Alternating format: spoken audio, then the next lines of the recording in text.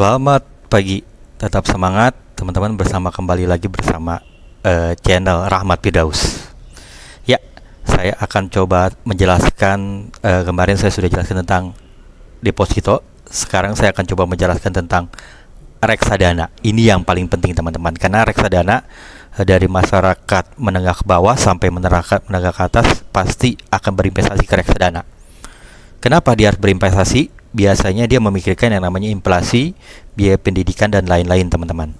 Ya, reksadana adalah, saya akan jelaskan, satu alternatif investasi bagi masyarakat pemodal, khusus pemodal kecil dan pemodal yang tidak memiliki banyak waktu dan keahlian untuk menghitung risiko atas investasi mereka.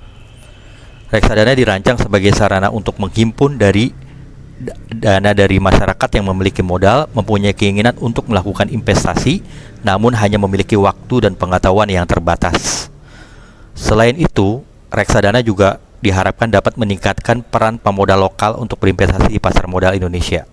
Umumnya reksadana diartikan sebagai wadah yang diperlukan untuk menghimpun masyarakat pemodal, selanjutnya diinvestasikan dalam portofolio efek dan manajer dan investasi teman-teman. Dan ada 3 jenis terkait dari definisi tersebut, yaitu pertama adanya dana dari masyarakat pemodal, yang kedua dana tersebut diinvestasikan dalam portofolio efek, dan ketiga dana tersebut dikelola oleh manajer investasi teman-teman. Dan harus paham juga manajer investasi mana yang cocok dengan portofolio teman-teman. Ya, saya akan jelaskan ada 3 jenis reksadana teman-teman.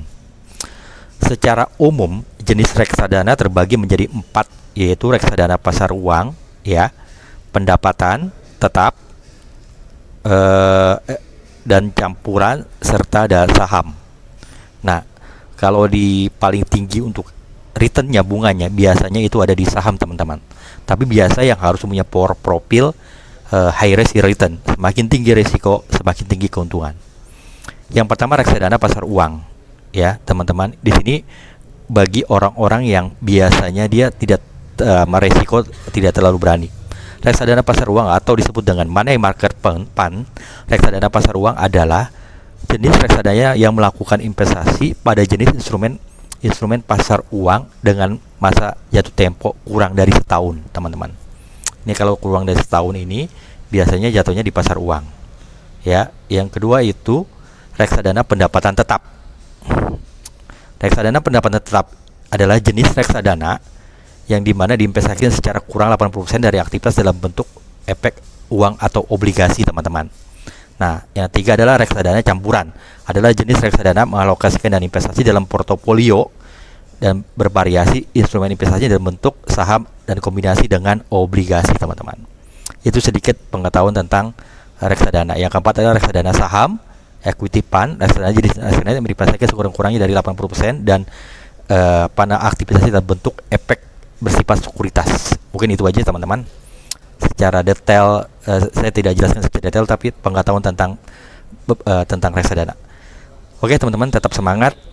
Nanti akan kita kembali lagi ke channel Rahmat Firdaus. Ya, tetap semangat, selamat pagi.